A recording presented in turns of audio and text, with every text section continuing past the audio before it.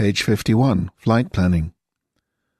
On the 15th of November 2012, ICAO implemented worldwide revised procedures to certain items contained in the flight plan without making alterations to the structure and layout of the flight plan itself. Please refer to the free download available on www.talkingradio.co.za entitled FPL 2012 to familiarize with these changes. The filing of a flight plan is mandatory in the following cases. A. International flights. B. All flights in the public transport operation or public transport of cargo operation categories. C. All flights for which overdue action is required. D. All flights operating between aerodromes where the ATSU is operating. Flight plans shall also be filed for all flights conducted in controlled or advisory airspaces, provided that this requirement shall not apply if A. It is a local flight. B. It is going to cross an airway or advisory route at right angles. C. A VFR flight departing from or arriving at an aerodrome within an ATZ, Class C or G, or a CTR, and the remainder of the flight will be conducted clear of all controlled and or advisory airspaces. Item 7 refers to the aircraft identification, which is normally a 5-digit indicator as indicated in the state register. Item 8 refers to whether the pilot is either visual flight rule or instrument flight rule equipped. Item 9 refers to the type of flight to be undertaken and includes the following: S. Scheduled, N. Non-scheduled, G. General, X. Mercy, M. Military, P. VIP. Number refers to the total aircraft that will be flying on this flight plan. If the aircraft reflected in Item 7 is the only one associated with this flight, then you will enter the number 1. If there is more than one aircraft associated with this flight plan, then you will enter the applicable number of aircraft here, and in Item 18 you will indicate all of the registrations of the aircraft that will be flying in formation with you on this flight plan. Type of aircraft refers to the ICAO designator associated with the aircraft, not the year or model number. Wake turbulence refers to one of the 4 categories that the aircraft is associated with, that is, light, up to 7,000 kilograms, medium, from 7,000 kilograms up to 136,000 kilograms, heavy, from 136,000 kilograms up to 560,000 kilograms, or super heavy, from 560,000 kilograms and above. Item 10 refers to the navigational equipment that the aircraft is equipped with, and which the pilot in command of that flight understands the operational controls thereof. Some of the basic navigation codes are as follows: V. VHF radio, O. VOR, F.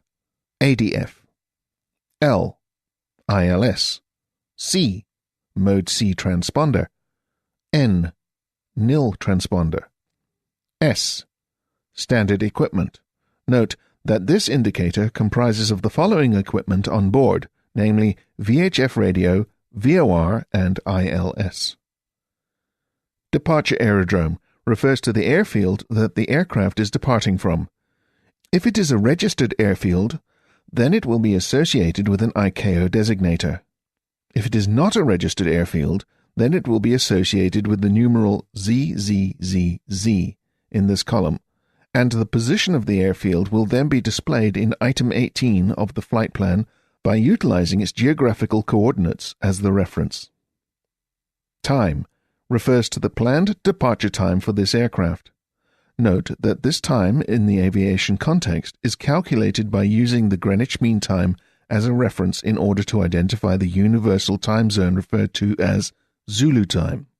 In South Africa, this time is calculated by taking the current local time and always subtracting 2 hours from it in order to obtain the required Zulu time reference. Item 15 refers to the cruising speed of the aircraft measured in knots. The speed in this column is always represented by an N followed by a 0, before the desired ground speed of the aircraft is written in the remaining blocks provided. Level refers to the altitude or flight level that the pilot intends flying at for this particular flight plan. Note that the letter F refers to height measured as a flight level, while the letter A refers to height measured as an altitude and expressed in feet. Route refers to the intended flight path for the aircraft. Please refer to the free download available on www.talkingradio.co.za entitled FPL 2012 to familiarize with these changes. Note that it is no longer acceptable to just indicate your routing as direct only in this section of the flight plan, and you are therefore encouraged to supply as many geographical locations and navigation facilities as possible in order to supply an accurate intention of the flight path routing. Item 16 refers to the designation location where the aircraft intends doing a full-stop landing at. If it is a registered airfield, then it will be associated with an ICAO designator. If it is not a registered airfield, then it will be associated with the numeral ZZZZ in this column, and the position of the airfield will then be represented in Item 18 of the flight plan by displaying its geographical coordinates as the reference. Total EET refers to the calculated total estimated elapsed time in hours and minutes for that particular filed flight. Alternate aerodrome refers to the takeoff alternate aerodrome for this particular flight should the pilot not be able to return, for unseen circumstances such as IMC being declared, to the airfield that they originally departed from. Second alternate aerodrome refers to the en route alternate aerodrome that the pilot may consider having to divert to due to unforeseen circumstances, such as destination airfield closure, occurring during the en route and final stages of the filed flight. Item 19 refers to the fuel on board the aircraft, including the relevant fuel reserves, as per mandatory air law requirements, calculated in hours and minutes. Persons on board includes the total number of persons that will be included on board the aircraft for this particular flight. If the pilot in command is not yet sure of how many people in total will be accompanying this flight, then they will enter TBN in this column, which stands for to be notified.